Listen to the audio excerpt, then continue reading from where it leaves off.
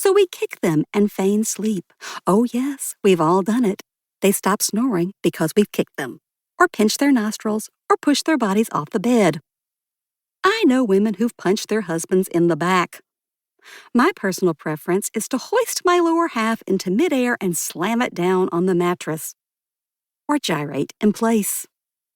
Our husbands wake up and we pretend they have woken themselves up because we are sleeping soundly. See how our eyes are closed and we are breathing slowly? See how we don't respond to accusations or pokes? I have never faked an orgasm, but I can play dead. I've watched enough survivalist and true crime shows to know how to roll into a ball so a moose bats you around but then leaves you alone, or go limp so a serial killer who's killed your sorority sisters walks out to find you because he thinks he's killed you too.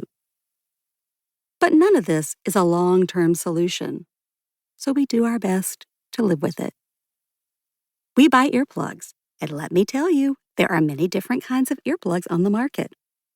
I ended up favoring the pink ones, which you are instructed to twist before slipping into your ears. As soon as they're in there, you feel them expanding like spray foam that exterminators use to clog mouse holes. It sounds creepy. What are you going to do? Keep those earplugs in your bedside drawer like antacid or Viagra. That's what you're going to do. Because bedside drawers are full of hope. And I'm sorry to dash yours. Earplugs muffle, but don't mute the noise. They fall out of your ears and find their way into your armpits. We build pillow forts. We put pillows over our heads. We pull covers over our heads. We tamp our bodies down with weighted blankets that some folks use to weather thunderstorms. We drink. We take drugs. We wear headphones and listen to podcasts. Many of us fall asleep to other women discussing other women's murders because we would rather hear recaps about dismemberment, cannibalism, and skin suits than snoring. We buy sound machines. And let me tell you, there are many different kinds of sound machines on the market. Some sound like frogs. Some sound like forests. Sometimes an owl hoots. But I don't find any of this relaxing. Same goes for oceans and dolphins. They make me want to pee. I chose the sound machine that my shrink has by her door so that no one in the waiting room can hear you crying. Or it's there to make you think nobody in the waiting room can hear you crying because you can't hear them.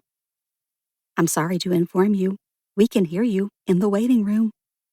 If I had a few $100 for every time I politely didn't look up from my book when a patient came red-faced out of my shrink's office, I could afford therapy without health insurance. My sound machine looks like a deflated volleyball and whirs.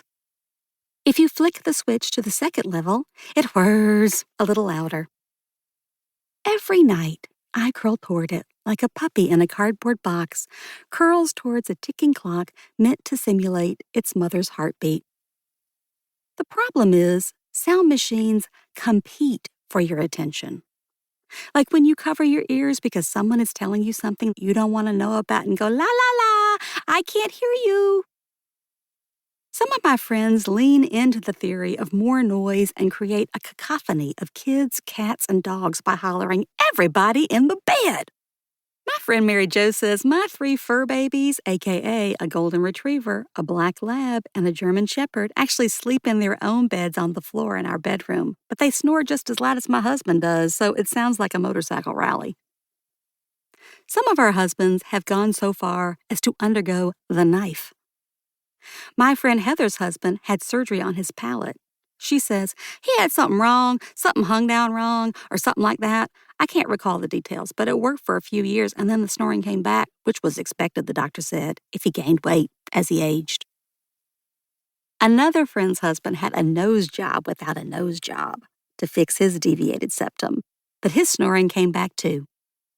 To add insult to injury, he says, I don't do well with anesthesia. I always wake up. I woke up in my colonoscopy and fought the nurses. This time, I woke up to the crunch when they broke my nose. My friend Jean struggled with her husband snoring for 8 years until she laid down an ultimatum.